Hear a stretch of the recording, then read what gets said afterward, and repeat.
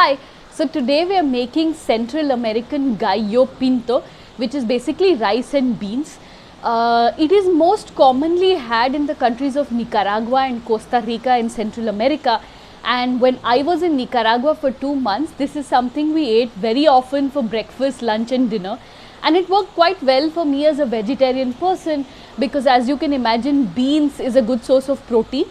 But if you're vegetarian, you have to also be a little careful because oftentimes they cook gallo pinto in pork fat or in a stock that is animal based. So you have to know how to ask about this. If you want to know how to ask about this, leave a comment below and I can help you out if you're planning to travel to the region soon. Okay, so when I say rice and beans, the most common thing that comes to mind for us in India is it rajma rice? Well, yes and no. Of course, the idea of rajma rice comes to us because rajma is the most common bean that we know here and use very frequently here in the dish that we love, which is rajma rice. When I say yes, of course, yes, it is same in the sense of the base ingredients are the same, but no, because it's eaten slightly differently and prepared in terms of flavor profile slightly differently. Why I say that is because the flavor is not as strong and punchy as rajma rice. Rajma rice, as you guys know, is something we eat by itself, maybe with a raita on the side. But gallo pinto is not typically eaten like that. It has a lot of accompaniments, eggs, meat, sauces, salads, salsas, whatever you make. It has a lot of different accompaniments. So that's why gallo pinto is not as punchy. It is one dish in a platter. Okay, so let's make it. Take any flat bottom vessel like this. Put the gas on and keep it on a low flame. Add a fat of your choice. I am using coconut oil. Like I said, a lot of times in Central America they will use pork fat or lard. So you have to be a little careful of that if you're a vegetarian. Once the oil heats up, what we're going to do next is we're adding about 4 small cloves of garlic chopped into small pieces and 1 onion also chopped into small pieces. I'm using white onion because it's actually in season right now here, so that's what I'm using, but you can use regular purple onion. We'll wait for the onions to get a little bit translucent and then we'll move to the next step. So I've been stirring this periodically. The way to check if it's ready is to take a ladle like this and see if the onion cuts through with very little resistance. So it pretty much is cutting now and it will continue cooking because the process is obviously not done yet. So we'll move to the next step, which is that we will add diced bell peppers. I'm using red ones today just because I had it, but usually I would use the green ones, which we call capsicum here in India. And we'll mix all of that in. I've mixed it all in. We'll add about a 1/4 teaspoon of salt and mix that in to help this cook. You can also cover it up. So the peppers have had a few minutes to caramelize a little bit and they are also not fully cooked through obviously, but cutting pretty easily. So the skin has cooked through a little bit. So we'll move to the next step, which is to add rice to this. So in terms of quantities, I'm trying to make about 3 portions today. If you're making a lot of accompaniments with this, it could be for 4-5 portions also. So I'm adding about half this glass of uncooked rice. So when uncooked, it will come till about here, about half. So it's about a cup and a little more than a cup, I would say. And I'm adding basmati rice, but you can add any non-starchy rice to this. You don't want it to be super gloopy at the end. You still want it to be nice and light and not congealed together. I've washed the rice already, not soaked it, just washed. I'm adding it in.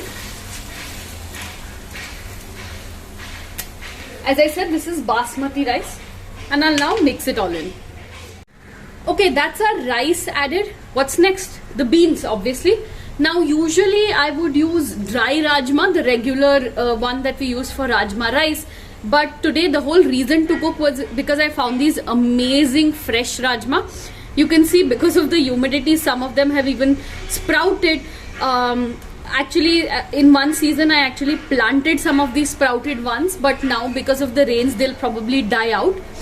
So if I was using dry rajma, I would have already partially cooked them in a pressure cooker, so not fully, about 50-60% cooked through, until they're slightly cooked but still have a strong bite to them. And if I was using uncooked rajma, I would use about this much in the glass when uncooked.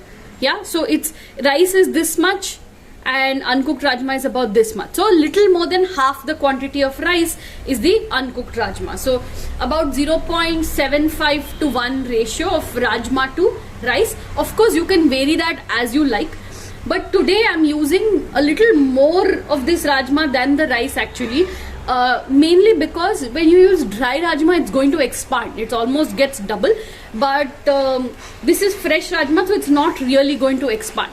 And so I'm going to add that in. I also don't want to store this fresh rajma for any longer lest it spoils. So I'm just going to add it all in and I'll mix it now. In terms of spices, if you had bay leaf, it would be good to add that in at the beginning stage, which is the onion and capsicum. And that mix is actually called a refrito in Spanish. I don't have any bay leaves, so I'm not going to add it in. Now it's time to add in the liquids to help this cook. Now when I say liquids, usually we would cook this in a mix of stock and the water in which you cook the rajma. Don't throw that away, store it and use it in this. And you need 1.5 times of liquid as to the solid rice plus bean mix that you added. And 1.5 for now. As it cooks, you'll check and you'll add more if it's not cooked and the water has dried out. I am using homemade vegetable stock. You can see it's super nice and pink, the color, mainly because there was a beetroot in there as well, and so it's going to give a really nice color to the whole dish.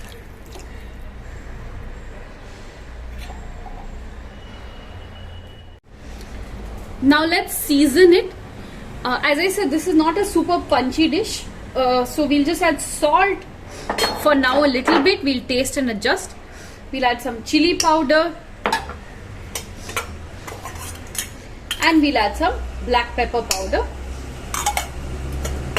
and we'll cover this up, leaving a little bit of space so that any of the vacuum that gets built up, the steam, sorry, that gets built up can go out.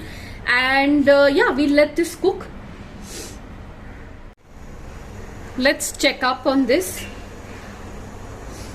So what I'm going to do is I'm going to increase the flame a little bit, because otherwise it's going to take a long time and I'm not going to be able to eat lunch. But if you have a lot of time on hand, just let it cook on a low flame. It's tastiest that way. And that's also why we don't fully cook through the rajma in the pressure cooker. We partially cook it there and then finalize it here, because the rice and rajma cooking together is really good. One point I forgot to mention earlier, you can see I added the fresh rajma along with the rice. But if you're adding partially cooked rajma, depending on how cooked it is, watch out for it. If it's like very less cooked, like 40-50%, add it with the rice and it will cook through with the rice. If it's almost cooked, then don't add it right now. Add it when the rice is nearly done. Add the rajma and just finalize them together. So just watch, taste your rajma before you decide when to add it. Look how much it is steaming now because I increased the flame. Now it will cook a little bit faster. It actually smells really amazing because of the veg stock. So I'll periodically check like this. If it's dried up too much, if it's sticking, I'll add more stock to it.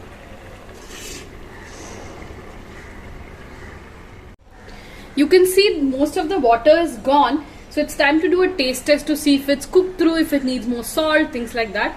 And let me just tell you that the color will be very different for this one that you're seeing on screen from from the kind of gallo pinto that you would eat in Central America, mainly because of two things.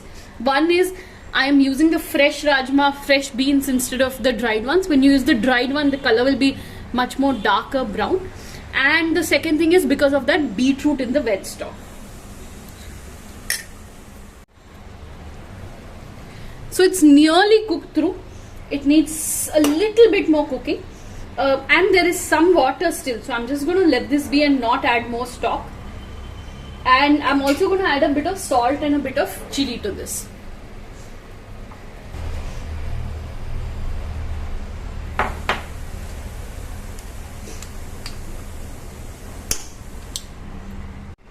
So this is now done. As you can see, all the water has evaporated and the rajma and the rice is cooked through. So it's time to switch it off. If ever you find that you have too much water, everything is cooked but there's still water, you can just continue cooking it for a few minutes, but on a high flame and open, and keep stirring, and so all the water will evaporate. So I'm just going to dress this now with some cilantro, which is coriander leaves, to finish off, and that's it. Time to serve. Look how beautiful and colorful it is. Look how amazing this platter is. Time to taste. It's really good. Let me show you what's on the platter.